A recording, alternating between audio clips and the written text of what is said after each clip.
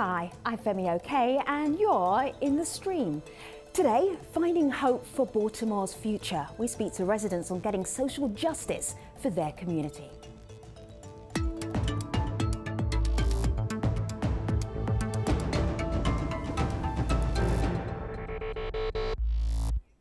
So the last time there was major unrest in the city of Baltimore, there was no Twitter or Facebook, Instagram, nothing happening online. There was no online. Malika Bilal, digital producer, how things have changed. Right, well, there were cameras, and that is why people online today are now sharing images of those riots and protests in 1968, as well as images from this past week in Baltimore. So I want to show you that on our app. This is the Stream's new app. You can go to this page and download it. We're asking, how has quality of life changed for Baltimore residents since the 1960s? And you see those two pictures juxtaposed there on the screen. We want to hear from you. You can let us know by telling us via the app or via Twitter with #AJStream. Now here are some of the hashtags that have emerged in the past week as we've been watching Baltimore uprising.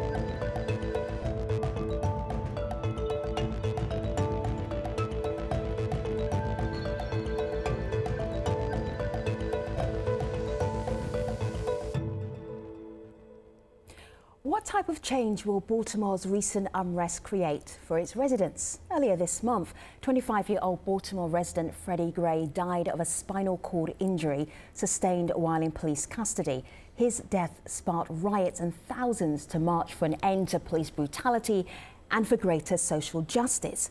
That's because Baltimore is a city where violence and economic inequality have long been issues. The city's top prosecutor has now deemed Freddie Gray's arrest illegal, and police officers involved could face decades in prison for charges including homicide and forced imprisonment. So today we want to hear what this case means to Baltimore citizens and learn about what's being done to improve conditions in the city. Or with us to talk about this, we have Dee Watkins. He's a writer and professor at Coppin University, State University. Adam Jackson is an activist who heads the Leaders of a Beautiful Struggle. That's a group working to improve social policies in Baltimore. Adrian Hughes is a youth leader with the Inner Harbour Project. That's an initiative working to improve relations between teenagers and local police. And Michaela Gillam-Price is co-founder of City Block, a grassroots student organisation in Baltimore. Good to have you all here with us in the mix. Let me start via my laptop. Just looking at a tweet here. I was actually watching this as well yesterday. Dance party going down in front of City Hall in Baltimore. Let me just click this to get a little atmosphere of Sunday. Saying my scriptures, cause I think you holy like you pray in the temple. I move with the letter of a pencil. And my broken miss you, good night kiss you. I take away a laugh, cause you got history. And now I'm paying Donnie Picker up these issues. Wobble baby, wobble baby, wobble baby, wobble. Everybody together. So yesterday, Dee, I saw drum bands, I saw dancing, I saw partying in front of City Hall. What would I see today if I walked through the streets of Baltimore? Give us a little slice of life from today. Right now, the energy is extremely high. So many people are happy that charges were brought against the cops, but you know, I've been really calm, and I've been going around telling people to now is not the time to celebrate. We have too much work to do. The cops were charged, but they weren't convicted. As we've seen in cases in the past, this isn't the first time cops have been charged. The cops who beat Rodney King, who almost beat Rodney King to death, were actually charged. And the Circuit Court of LA, they moved his trial to Semi Valley, which is a cop-friendly suburb. So this is way back in the. Let me just say, reason you're struggling is because I'm struggling. In the 80s, right? Yeah, this is back in like 1993. It's a while back. So I'm just going to continue, just get a little mood picture of where we are right now. Adam, the mood today in Baltimore.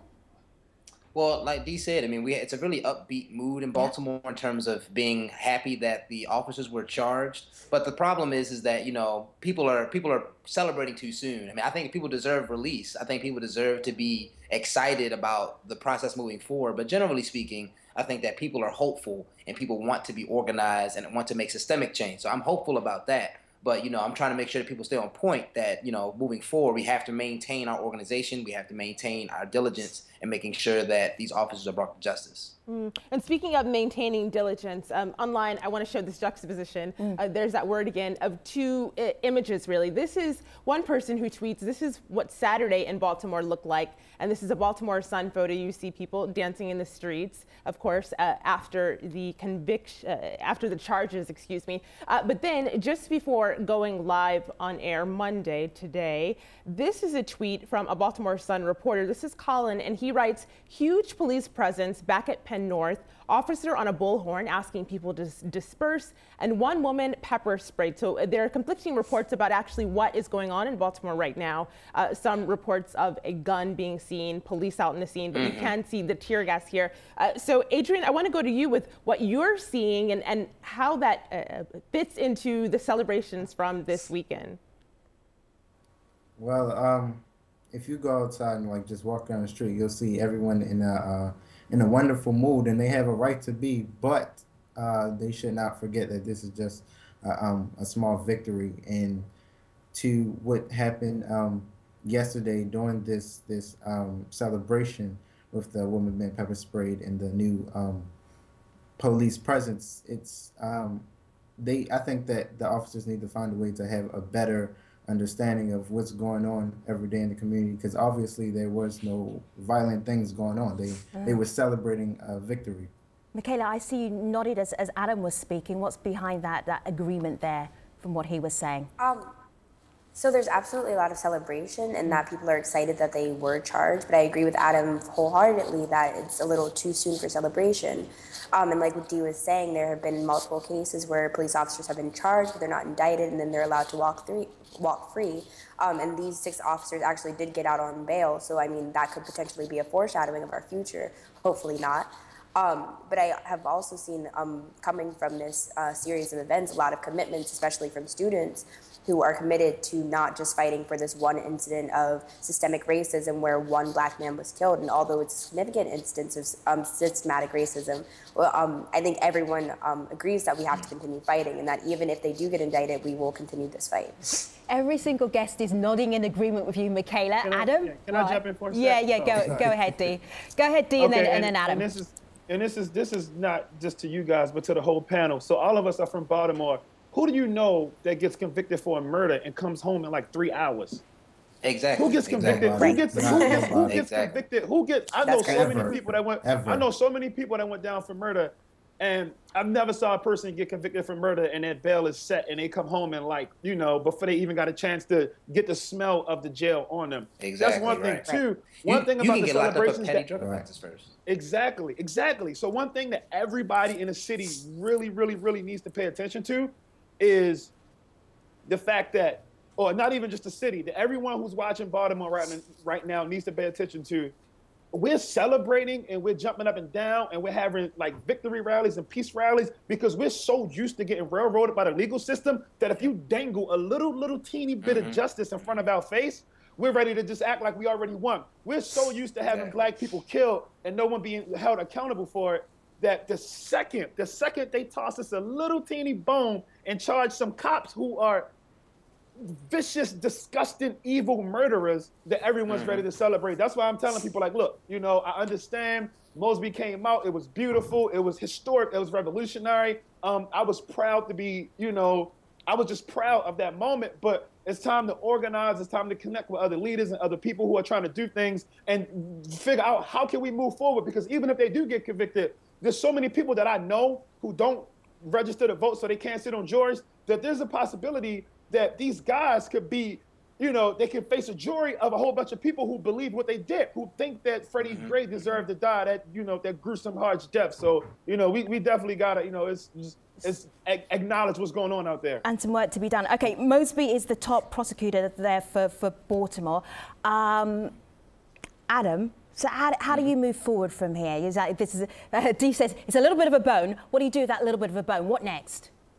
Well, the fundamental problem that I think the national media is having in terms of discussing Baltimore is that there's a presumption that we're not organized. And the thing is, there's a bunch of grassroots organizations, particularly led by Black people here in Baltimore, that are interested in making sure that this goes to trial, that they are brought to justice, and that we are not just focusing on the trial itself, but that we can focus on how to get more parity and equal treatment for Black people in other areas. So one example that Dee just mentioned when we talk about Black people serving on juries is that most Black people here, like a lot of us, aren't registered to vote. And we can't serve on juries. Right. So we have to get registered to vote, and we have to be able to vote people like Stephanie Rawlings Blake out of office. And so that way we can have for our international audience, that name that you just dropped, is why is that significant? Who is that? Mayor Stephanie Rawlings Blake, she's been in office, I believe, since 2010 after the indictment of Sheila Dixon when she stepped down. And the thing that people don't understand about her is that she is very much linked to Martin O'Malley, who used to be mayor between 1999 and 2007, when he illegally arrested 757,000 Black people. And so you cannot look at the death of Freddie Gray and not see the linkages. Can you say that number one more time? Sorry. 757,000. And it's not even 757,000 people in Baltimore. Not even just Black people. There's not even 757,000 people in Baltimore. He illegally arrested that many Black people when he was mayor of Baltimore. So Baltimoreans, either something is going wrong with how come so many criminals are in Baltimore, or there's something intrinsically wrong with your system. I kind of guess which way you're going with this, right? Systemic racism. It's one of those things where, I mean, Martin O'Malley in particular, if we're just using him as an example, he enacted the broken window policies of Rudy Giuliani, where it was zero tolerance policies on crime. And so what they did was, during the tenure of his mayorship, it looked like there was a collective drop in crime when it was really just mass incarceration of Black people. And then you can also look as an example of when he attempted to build a $100 million youth prison when he was governor of Maryland. A $100 million youth prison for youth charged as adults. He was going to build a 100-bed facility for a group that didn't exceed 50 or 60 young people. And so it's progressives like him that are linked directly to people like Stephanie Rawlings Blake and the ineptitude of our elected officials. And that's what we need to be focusing on, the systemic changes, so that way we can vote these people out of office and get public policies in place that benefit and uplift the conditions of Black people. Well, when you talk about public policies in place that do the opposite of all the things that you said were wrong in the city, I want to play this video comment from someone who is working to change things. This is Kevin, and he's from a group that is rebuilding Baltimore and is raising funds to make that happen. So, Michaela, I want you to have a listen to this video comment he sent to the stream. The first is the need for an immediate response to assist the residents, communities, and businesses that were negatively impacted by events associated with the Baltimore uprising. The second is the need for longer-term systemic change to strengthen Baltimore for the future. And this involves listening to community leaders from all levels and working with grassroots organizations on efforts to train and mobilize residents to address issues of systemic racism, education policy, criminal justice reform, and civic engagement. So, Michaela, he had a list of things there, but what he said was we need to listen to community leaders, and I think people would argue that you are one of those rising community leaders. What do you want people to hear? So I think he touched on a few good points that I think represent a lot of what the grassroots leaders here in Baltimore are demanding from both people who are outside of Baltimore and from the people who live here. And that's that we engage in a multifaceted way of correcting the systematic instances of racism that we see here daily. That means that this war isn't just being fought in the streets with protests and with Baltimore uprising. That means it's not just fought in the legislative system, but it's also fought in our schools and so on and so forth. And I think that's what I enjoy so much about Be More United, is that it's truly a coalition that represents all of the organizations in Baltimore that can have that multifaceted approach of fighting this from all angles. So, Adrian, I know you've been trying to jump in. Go ahead. What did you want to add? I just wanted to touch on the video that we just saw. I think that the police department itself needs a enormous change to how they operate and run things. It overshadows the good work that the police department does. Situations like this, I have probably had more positive interactions with officers than negative, but I have had my fair share. And there are a lot of things that officers do of all races here in Baltimore City that we don't hear about. And I think that if Like we what, were to shine, Adrian? like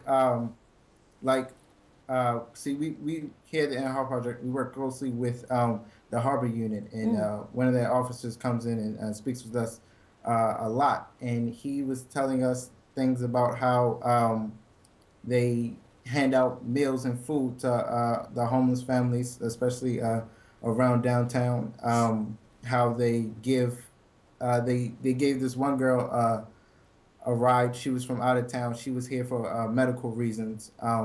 And they couldn't get around the city. They didn't know where to go, and they saw that she was lost, and her family was lost, and they stopped. They gave her a ride, and every time she comes into town, they kind of let them, So, they make sure they get to where they need to Adrian, go. from your experience, are the police in Baltimore stereotyped Yes, as bad guys? I do believe they're stereotyped as bad guys, but it is not without a reason. Like I said, the officers who take their authority to like the next level, and they see themselves as the judge, jury, and executioner, you will not hear about the officers that do the good things. Yeah, that's the truth of all news, right? The good news doesn't lead the headlines, it's generally the bad news. Dee, I want you to come in here because this is a key part of the whole problem and issues in Baltimore, which is the relationship between the community and the police. If you had to characterize it, what would you say? I think what he just said was key. I think that, I think that brother feels that a lot of police officers in Baltimore are, stereotyped as bad guys because at the Inner Harbor Project, they get a chance to actually work with cops, and the cops are able to see them as human and build with them as human beings, and they get a chance to connect on different levels. And we actually need more of that. So he's absolutely right. Now, from my perspective, living in some of the neighborhoods I live in and lived in and frequenting some of the areas where I frequent, these are poor black areas where, in poor black areas, police aren't paid to protect and serve. They're paid to enforce. So, when they come through, they're not coming through. They're not trying to find human elements in me. They see me as an opposition before they even know what my name is. They see me as a criminal or a bad guy before they get a chance to know me. Can you give us an example of your experience? So I just wrote a New York Times piece where I just pulled out 3 random experiences from my childhood when I could have gave, hundreds, and if I'm including my friends, maybe even thousands. But there's times when I played basketball as a kid when the cops will be looking for somebody and they'll just make 30, 40 people lay down on the basketball court face first. You talk back, you're getting kicked in the ribs. You talk back too much, then they'll take you in a car and ride you around, and they'll use their clubs and beat you up a little bit. There's been times when my doors, someone broke in my crib when I was a kid, and they held my family and I at gunpoint. And when the police came, maybe like 2 or 3 hours after we called them, they treated us like the criminals. So I have a long history of being disrespected and not treated fairly by police officers, which has caused me to assimilate. All right, Dee, if people who know your work and know your writing and know your background, it would be remiss of me of saying that at some point you did clash with the police. Do you want to say what that is rather than me bring it up, so that we're being very open about your relationship with the police? Which time? I've clashed with the police officers.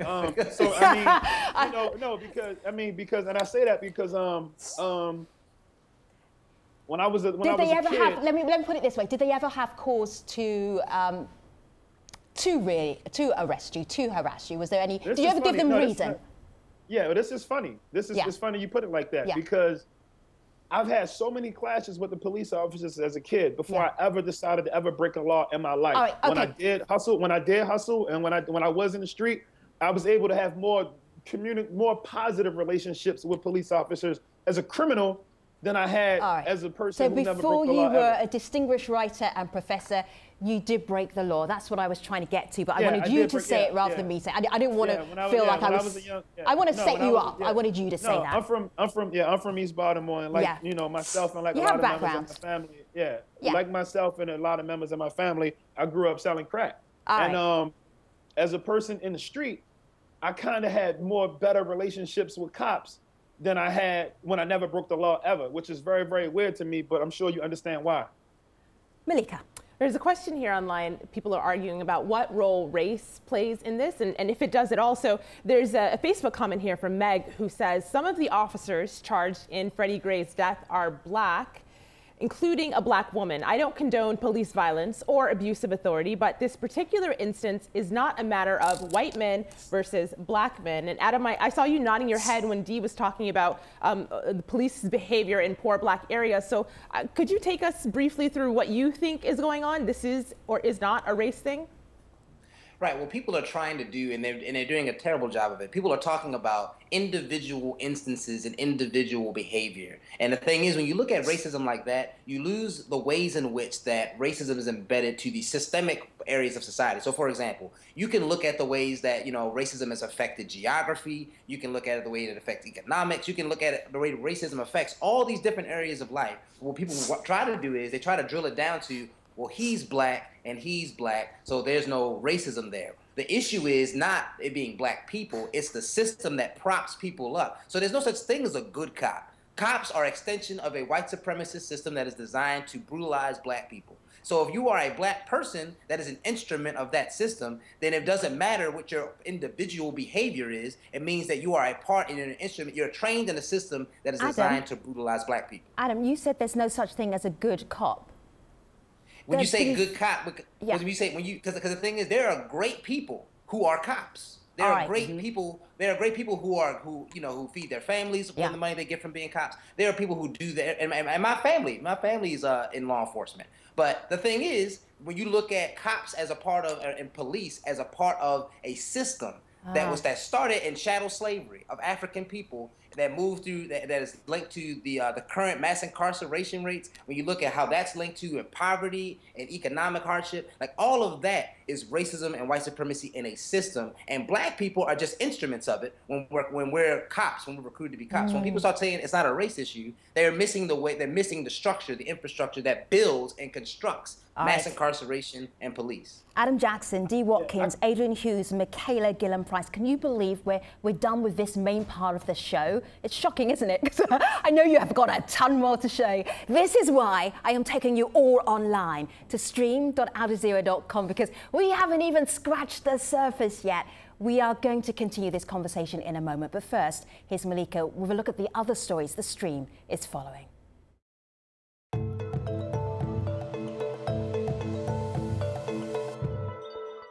Well, from Baltimore to Staten Island to Ferguson, recording U.S. police can be risky business, even though it's legal. And now, thanks to the American Civil Liberties Union of California, there's an app for that.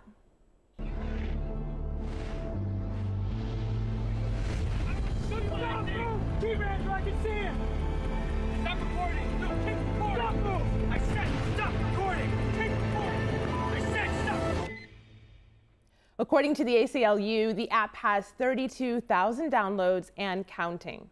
Well, on YouTube, commenter Katrina sums up the app's reception. Keep this in your arsenal. Next to Guatemala, where protesters are continuing to demand accountability for a multi-million-dollar corruption scandal.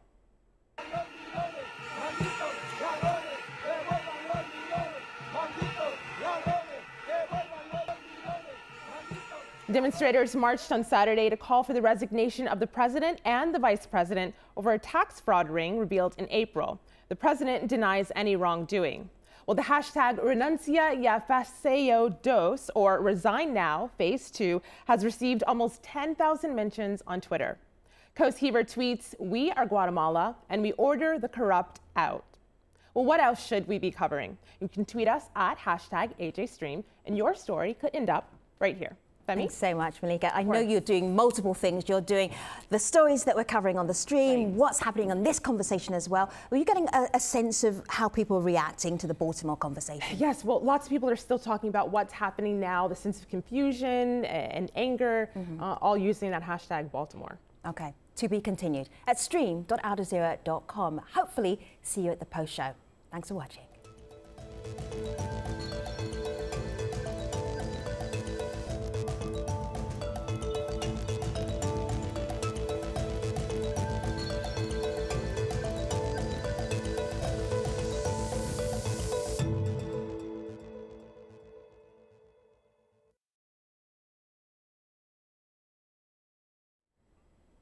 Hello again, this is the Streams Online Post Show. We're talking about improving conditions in Baltimore with a whole panel of residents from the city. Let's get right back to that conversation. So Dee and Adrian and Adam and Michaela, I love it where I can just sit back and just listen to you talk. Let me just give you a little bit of guidance though. This idea of systematic racism, how do you even begin to tackle that? Adam gave us one great idea, which got to register to vote, right? You can't just be I want to say dissing, I'm going to say dissing your leadership, okay, and not voting for them or not voting them out. So that's one thing that's very pragmatic. How else do you change this infrastructure that it's a big thing in Baltimore going back many decades? Not that you've got the answer, Prof, but Dee, what would you suggest?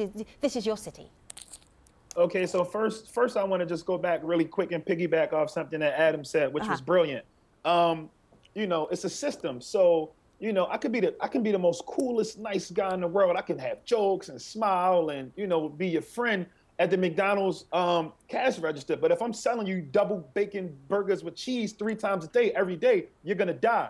That's a system. Mm-hmm. So, you know, in order to change the system, you got to infiltrate it and break it apart. I think one of the major issues with police officers in Baltimore is that they don't live in a city.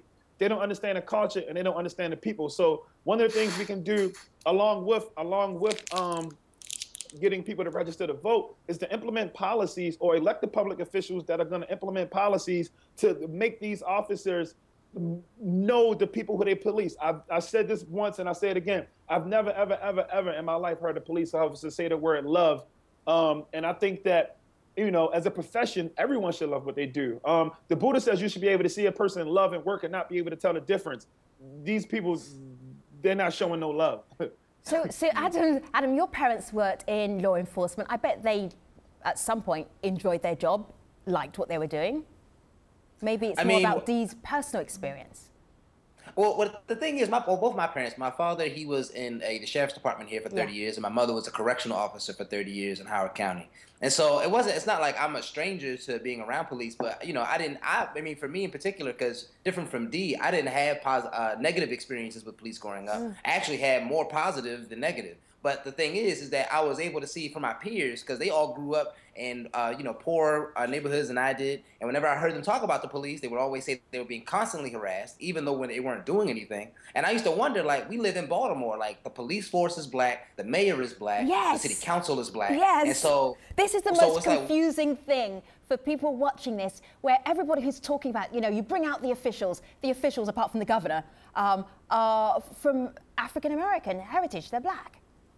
Exactly, and that's the thing. Baltimore is an example of the refinement of white supremacy and racism, because you have black officials who are in the seats, but they give the veneer of justice and the illusion of justice and the illusion of equality. If we had them on this show, you know, they would argue right back to you, and they say, no, we're doing our best, we're fighting for the community. They would say, bring them on. Bring them on the show. Oh my goodness. Fighting words, Dee. Okay. You can look at their record and see that everything that they've done while they've been in office has not uplifted the material conditions of black people. So it doesn't matter how many black faces you have. It's all about what you do, the work you produce. Oh, no, I don't live in Baltimore. I live close to Baltimore, but I don't live in Baltimore, so I can't speak to the quality of your leadership. But being black doesn't make you good at anything just because you're black, right? So you could just have a string of leaders who are not maybe doing the best job that they could be doing. Perhaps that's your decision to make, and you can go out and vote them in or vote them out. Let me just go to our community because they want to jump in your conversation. Malika. Well, Baltimore has moved on from what was described, of course, by some as riots and others as the uprising a few days ago, but it is still a topic of conversation online. And so, Dee, I want to take you through these 2 tweets to get your perspective. On one hand, you have Abbas here on Twitter saying that I believe that rioting achieves the best coverage and essentially the message is heard.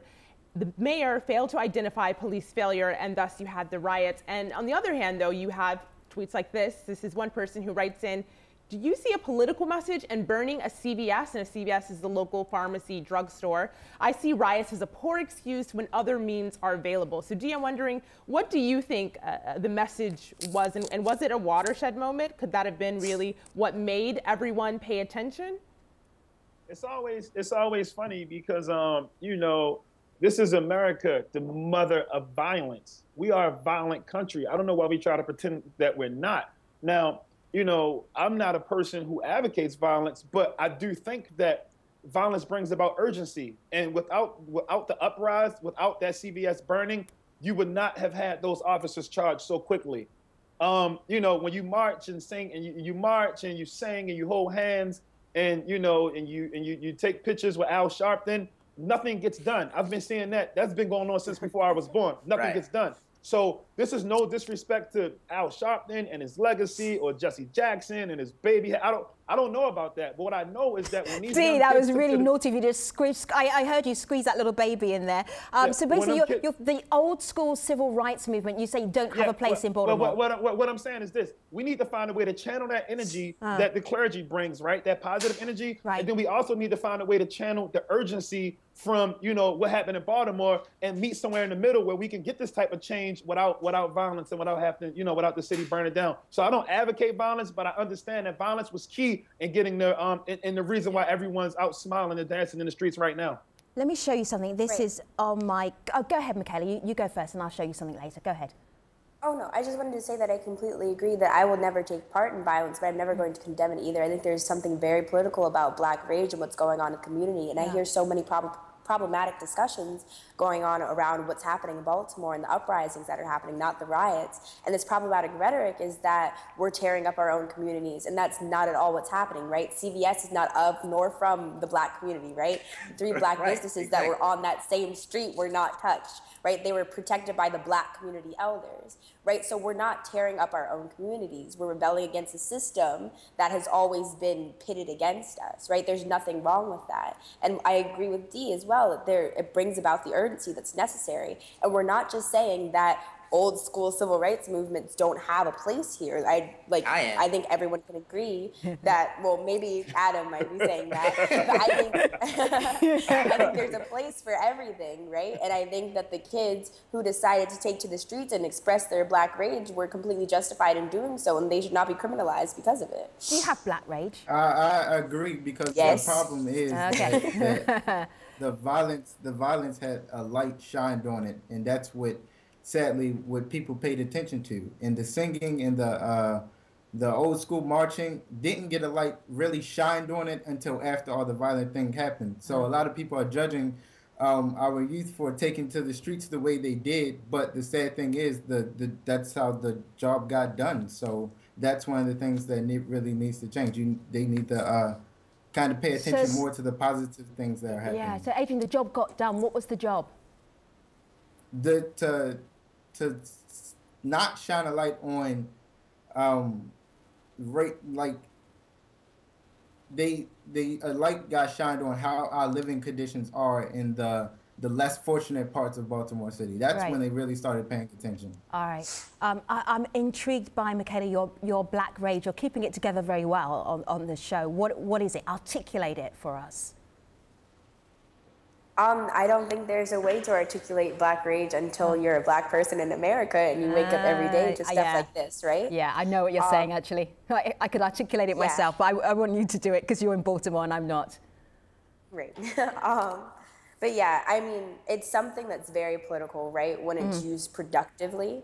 I think that, of course, there are these cathartic moments that happen when we're out in the streets and, a police antagonizes one of the protesters, so we instantly rebel against them, right? And in those cathartic moments, Black rage can be dangerous, right? It can be unproductive, and it's probably not the most productive thing to be doing in that moment, right? Yeah. Then there are also times where Black rage can be cathartic, it can be therapeutic as well, and it's necessary to be urgent within that situation where we need things to happen quickly and where people are not going to pay attention to us until we do something. And I think this is all very reminiscent of like the Haitian Revolution, right? Where the slaves in Haiti burned literally everything down, including their own homes, and that was the only way to rid themselves of the whiteness that was being used to oppress them every single day, right? So I'm down for it. If you need to burn it down and start clean. That's the only way that we can start over. Let me show you Kayla this. is dope. Do you know, so what was really nice for me is I've been watching and following on US media, and it's just really refreshing to feel that I can hear what's obviously coming from you and you're not having to filter it, right? Because I think if you said that somewhere else somewhere else, you'd be instantly critiqued about what you just said. But everybody here understands exactly what you're saying. Let me just show you something. This is Baltimore Block. I'm going to show you this on my laptop. Just scoot down to this tweet with some video. Have a listen to this.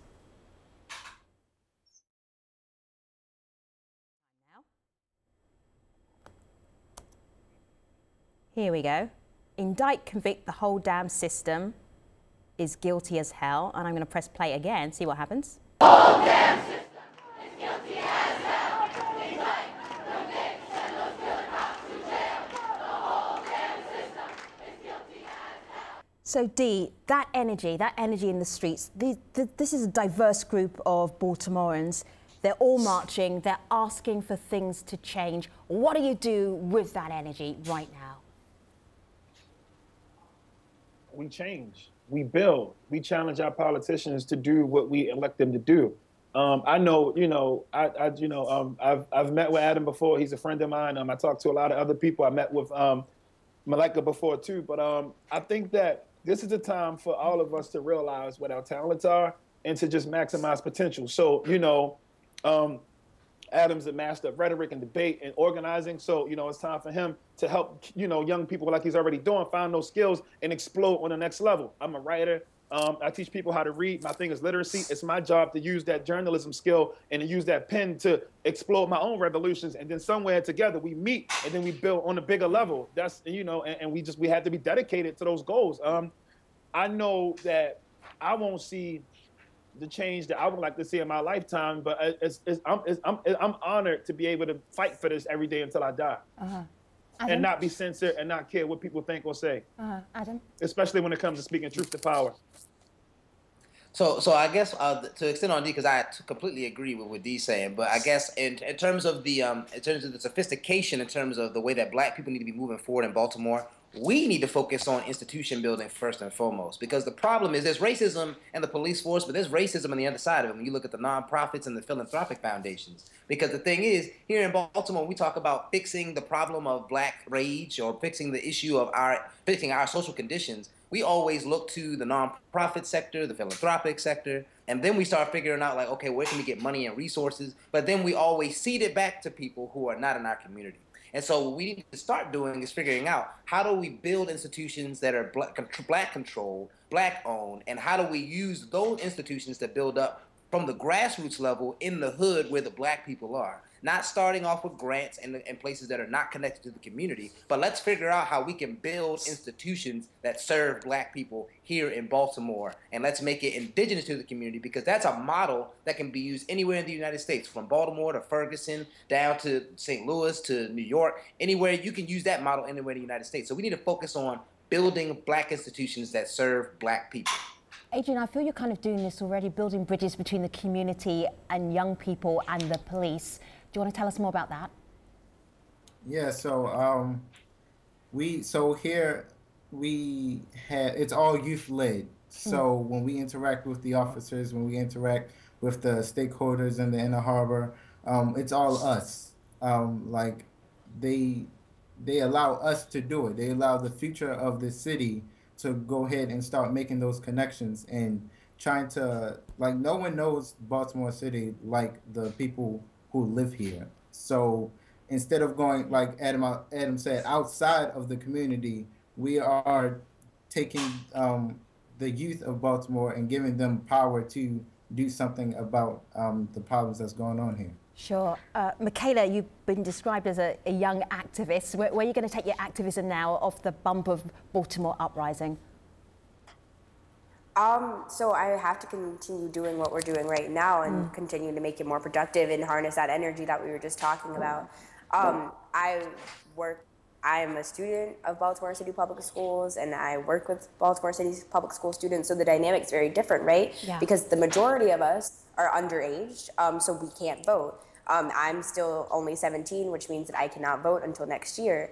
And so when you're dealing with that, that demographic, it's a very interesting dynamic because you have to figure out, well, where do we play a part? Because I agree with Adam wholeheartedly. We need to be building Black institutions. We need to be represented in the legislature. We need to put in officials that are of and from the community. But it's like, where do students fit in with that? And that's where we have to contextualize these instances of systematic racism, right? And see that it's not just happening, in the legislature, on the streets of Baltimore with the police system, with the Baltimore Police Department, but it's also happening in our schools, right? LBS with Adam and Davon Love and Lawrence Grand Prix and many others were just in Annapolis fighting against the militarization of school police, right? So right now, all I'm trying to do is make sure that people see that these issues branch from the streets to our schools to every part of society, and that's where we need to be fighting. It can't just be a respectable fight in the streets, but everywhere. Michaela Gillen-Price, Adam Jackson, Dee Watkins and Adrian Hughes, thank you very much for being part of this conversation. Malika. Well, Michaela mentioned not being able to vote, but when she is able to, there's a message here from Stacy, a resident of Baltimore, who says we should continue to elect leadership, but we have to make sure we support the right leaders running with our best interests. Thank you, panel. You're awesome. Good luck.